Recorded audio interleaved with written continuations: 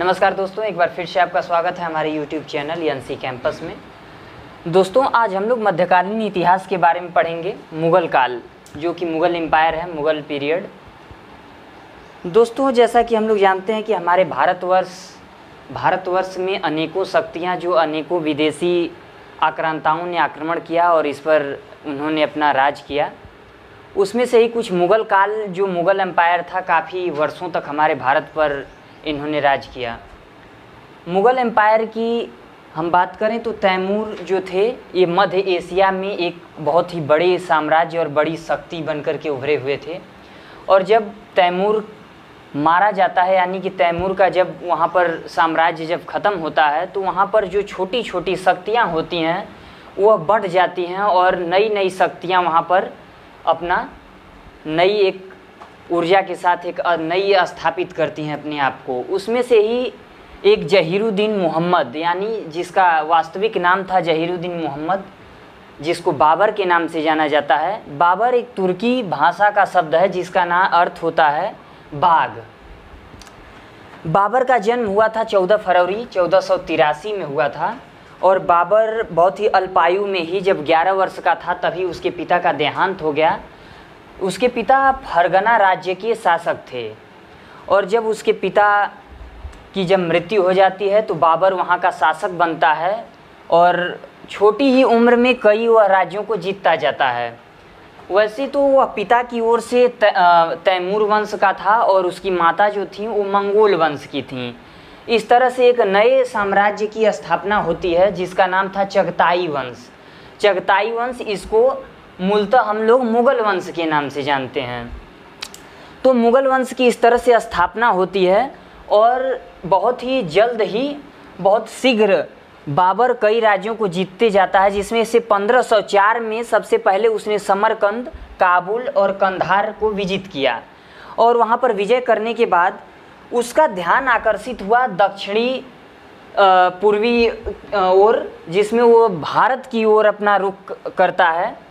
भारत की ओर से कई राजाओं और जो वहाँ के शासक थे उसको वह निमंत्रण भेजते हैं कि आप आइए, हमारे जो आपसी कलह और आपसी झगड़े को लेकर के वह बाबर को वहाँ पर आमंत्रित करते हैं कि आप आइए और यहाँ पर आक्रमण करिए और ढेर सारा धन और संपदा हमारे भारत में है जिसको लूट करके ले जाइए। तो इस तरह से जब भारत पर आक्रमण करता है बाबर, तो यहाँ पर वह राज्य करने के लिए या अपने वंश को स्थापित करने के लिए, अपना साम्राज्य स्थापित करने के पर्पज से नहीं आता है। वो आता है कि भारत में जाएंगे, भारत का नाम पूरे विश्व में विख्यात रहता है कि भारत सोने की चिड़िया है, वहाँ पर ढेर सारे धन संपदा हैं। और इस तरह से जब भारत पर आक्रमण करता है बाबर, तो वह 1504 में पहले तो समरकंद और काबुल कंधार को विजित करता है और इसी के बाद 1507 में इसे बादशाह की उपाधि, यानी बादशाह की उपाधि स्वयं धारण करता है।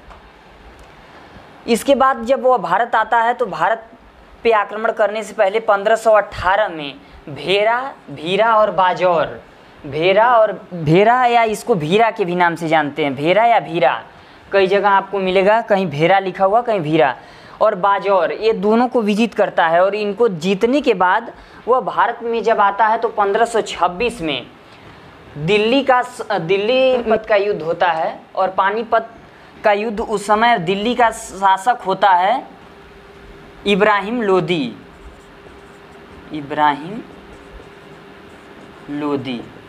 क्योंकि उस समय लोदी वंश का शासन होता है, तो इब्राहिम लोदी से उस समय युद्ध होता है पानीपत का। और इब्राहिम लोदी पराजित होता है बाबर से और मारा जाता है। इब्राहिम लोदी को मारने के बाद बाबर वापस लौटते वक्त इसको राणा सांगा ने आमंत्रित किया होता है कि आप भारत पे आइए, आक्रमण करिए। तो राणा सांगा यह सोचता है कि अगर इब्राहिम लोदी अगर पराजित हो जाता है तो उसके बाद हम राज करेंगे दिल्ली पर। इस पर्पज से फिर बाबर क्या करता है, बाबर आक्रमण कर देता है। राणा सांगा से युद्ध होता है 1527 में 1527 में इसका युद्ध होता है, खानवा का युद्ध। इसका एक ट्रिक है, आप लोग जान लीजिए। जैसे हम लोग कहते हैं कि 1526 में पानी पिया, 1527 में खाना खाया, 1528 में चल दिया, 1529 में घर गया, 1530 में मर गया। यानी यह 4 साल बाबर का जो भारत पर वास्तविक ये अपना राज्य करता है, यह केवल 4 वर्ष करता है। 4 सालों का इसका कार्यकाल होता है, जिसमें 1526 में 1526 में पानीपत का युद्ध होता है, 1527 में खानवा का, और 1528 में चंदेरी का, और 1529 में घग्घर का, और 1530 में यह इसकी मृत्यु हो जाती है। बाबर की मृत्यु होती है 26 दिसंबर 1530 में। 1530 को इसकी मृत्यु हो जाती है। तो 1526 में पहला यह युद्ध लड़ता है पानीपत का, किसके साथ? इब्राहिम लोदी के साथ। इब्राहिम लोदी के साथ इसका युद्ध होता है। इब्राहिम लोदी पराजित होता है और इसका भारत पर पहला यह विजय अभियान होता है। और बाबर यह पहला विजय अभियान अपना जारी करने के बाद यह जब लौटता है, कहाँ? ये जब काबुल लौटता है, काबुल इसका जो वास्तविक राज्य था वहाँ पर जाता है, तो यह सभी अपने प्रत्येक राज्य के वासियों को एक एक चांदी का सिक्का देता है सबको, और तभी इसको कलंदर की उपाधि, किसकी उपाधि धारण करता है? कलंदर की उपाधि धारण करता है। कलंदर की उपाधि धारण करता है।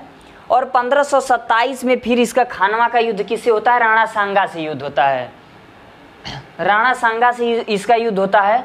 और सर्वप्रथम बाबर 1527 में जब खानवा का युद्ध होता है इसका, तो खानवा के युद्ध में ही यह तोप का सर्वप्रथम प्रयोग करता है। और इसके मुख्य जो तोपची होते हैं, जो 2 अधिकारी होते हैं जिनका नाम था, वो नेतृत्व करते हैं उस्ताद अली और मुस्तफ़ा खां, जो 2 योग्य अधिकारी होते हैं उस समय मुग़ल पीरियड के। ये इस्तेमाल करते हैं पहले बारूद का। इसको रूमी विधि भी कहते हैं या उस्मानी पद्धति कहते हैं। उस्मानी पद्धति या रूमी विधि। इसमें 2 गाड़ियों के बीच में रख करके तोप, उससे जो है गोले दागे जाते थे, जिसमें युद्ध होता है। और यह 1527 में जब हरा देता है इसको, राणा सांगा को हराने के बाद ही यह मिर्जा की उपाधि धारण करता है। और यही 1527 में खानवा के युद्ध के दौरान ही यह जिहाद का नारा देता है। किसका नारा देता है? जिहाद का नारा। जिहाद का नारा देता है।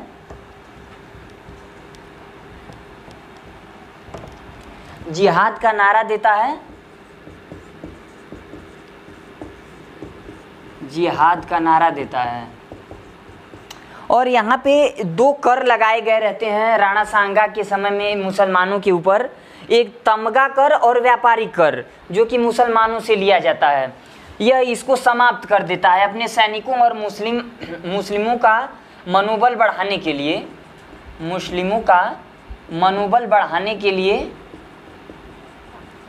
मनोबल बढ़ाने के लिए क्या करता है? ये 2 कर को समाप्त कर देता है, तमगा कर और व्यापारिक कर। इन दोनों को समाप्त कर देता है। और उसी समय बहुत ही एक विशाल तौर पे उस समय राजपूतों का बहुत ही निर्मम तरीके से हत्या की जाती है। उनके ऊपर बर्बर तरीके से जो है आक्रमण किया जाता है, उन्हें मारा जाता है। और खानवा के युद्ध के बाद इसका अगला टारगेट होता है चंदेरी, जो जनवरी 1528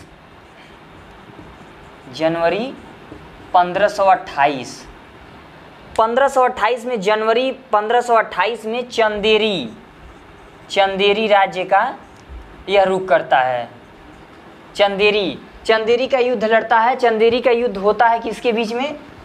बाबर और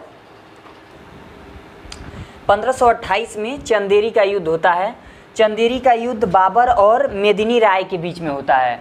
मेदिनी राय के बीच में होता है। और यहाँ पर हजारों की संख्या में राजपूतों का निर्मम तरीके से कत्ल किया जाता है। राजपूतों का कत्ल होता है। और यहाँ जीतने के बाद बाबर फिर रुख करता है घाघरा का युद्ध। घाघरा का युद्ध होता है बाबर और मोहम्मद लोदी के बीच में, महमूद लोदी के बीच में। यह संयुक्त अफगानी सेना होती है। 1529 में घाघरा का युद्ध, घाघरा का युद्ध होता है। किसके बीच में होता है? संयुक्त अफगान सेना और बाबर के बीच में होता है, और इसका नेतृत्व कौन करता है? महमूद लोदी करता है। इन युद्धों के पश्चात बाबर का भारत पर अस्थायी रूप से अधिकार हो जाता है, और वह काबुल, पंजाब, और 26 दिसंबर 1530 को बाबर की मृत्यु हो जाती है, और इसका ये अल्पायु काल जो रहता है 4 वर्षों का होता है भारत पर। और यहाँ से अब आगे हुमायूं का आता है, हुमायूं का राज्य होगा, और उससे पहले हम लोग कुछ बाबर के बारे में जान लेते हैं। जैसे कि बाबर ने एक जो किताब की भी रचना की थी, उसने एक किताब भी लिखी थी जिसका नाम था तुजुक बाबरी, जिसको बाबरनामा के नाम से जाना जाता है।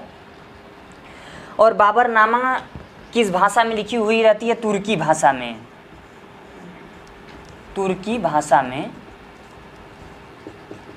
तुर्की भाषा में लिखी हुई रहती है, इसकी ये किताब लिखी हुई रहती है।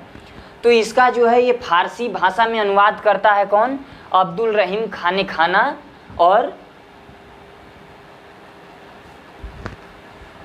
और पायंदा खां और अब्दुल रहीम खान खाना ने मिलकर के इसको फारसी भाषा में अनुवाद किया था। और इसकी जो तुर्की भाषा में यह रचना थी बाबरनामा, इसको अंग्रेजी में